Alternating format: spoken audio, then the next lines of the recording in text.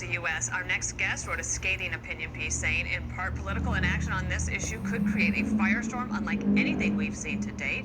If it doesn't, our society is troubled beyond measure. Let's bring in New York Post contributor Bethany Mandel. Bethany, this is not an issue that all of a sudden happened. You've been tracking this for several months. Yeah, I mean, the Abbott plant shut down in January, and we've been having supply chain issues for months. Senator Jack Reed, a Democrat out of Rhode Island, wrote an open letter to the FDA and the Biden administration exactly a month ago saying, what are you doing so that this doesn't get to a critical point? And here we are, middle of May, and we are now at a critical point. The Abbott plant, is that the one in Michigan? Yep. All right. So, Yep.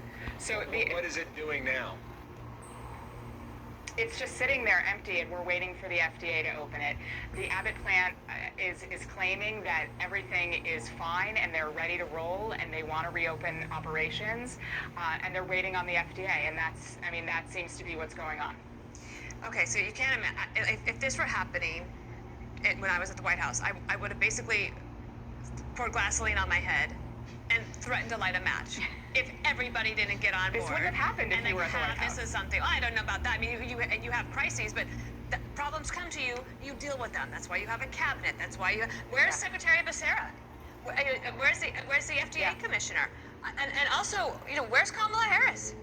I mean, when she asked the question, how dare they, when it comes to Roe v. Wade, well, how dare you not pay attention to the nation's mothers? Talk to me about this, too, because you hear some people say, well, we should just breastfeed. Why don't you just breastfeed? Or why don't you just make your formula at home? Like, that's not possible, Bethany.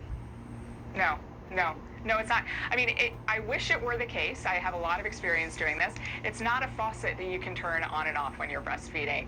And the make your own formula, I wrote a piece for Deseret News yesterday that it's pretty dangerous. The formulation in formulas is such that it has specific amounts of nutrients and minerals and vitamins, and if you get those wrong, it can have deadly consequences. You can throw off the electrolytes of babies and they can be hospitalized.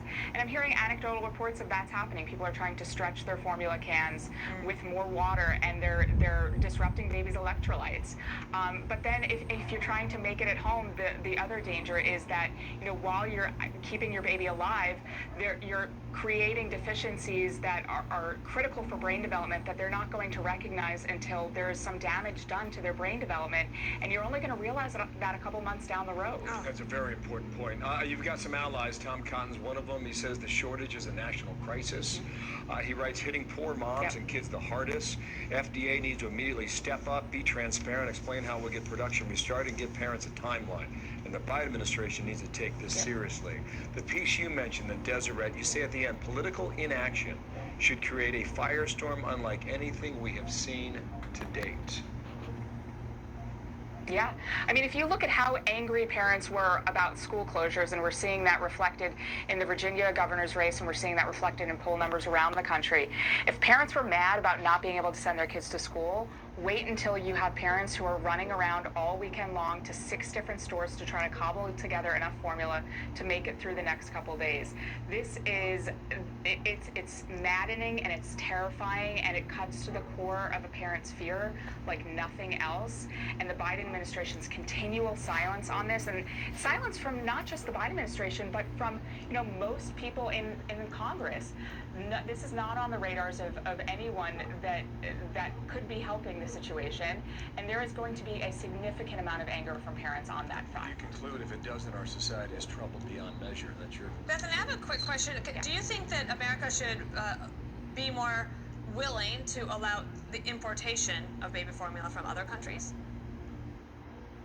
So 46% of our baby formula is already coming from China. So, it's hard to say that we should import. There are a lot of really wonderful European formulas that I know people illegally import. They mail them here. And it should be easier. The FDA should be making things easier on so many different fronts. They should be opening this Abbott plant. And we should be looking at other countries and other ways to bring in formula, because obviously, domestically, it's not cutting it right now. And the Chinese supply chain issue is such that, we've really cut off our supply.